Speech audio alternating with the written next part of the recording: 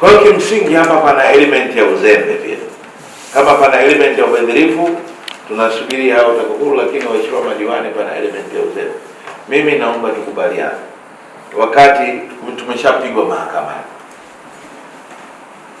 haya makubaliano tuliokubaliana na SEA kwamba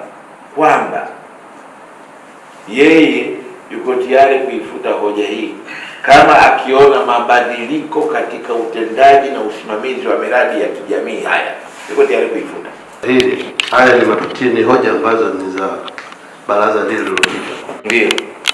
Kwa hiyo miongoni mwetu hata hatujui kwamba whether hiyo issue imetokea kwenye kata gani.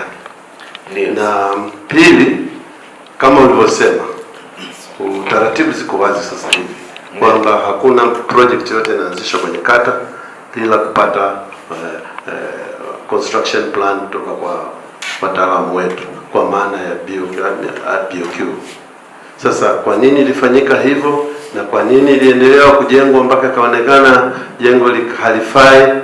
Na mimi nadhani lazima kuwepo na uwajibikaji kwa wale ambao walihusika kwa wakati huo. Sio lazima kila kitu awe anakijua mkurugenzi, mengine yanawezekana yakajulikana kwa na watu wengine hata wakao hao.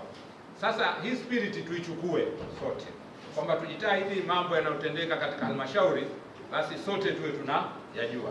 Sasa ni aibu kama tulipata kwa mwanasheria kesi ambazo zitakuwa ndani ya halmashauri hazijulikani, japokuwa inawezekana mpya na nini, lakini sio kitu hicho kinachotakiwa. Ukifika ofisini, manake uanze kuangalia huko nyuma kuna. Sasa nataka tuende katika spirit hiyo, mambo ya halmashauri sote tuwe tunayaelewa na tuwe tayari kuyaeleza kwa wakati wote.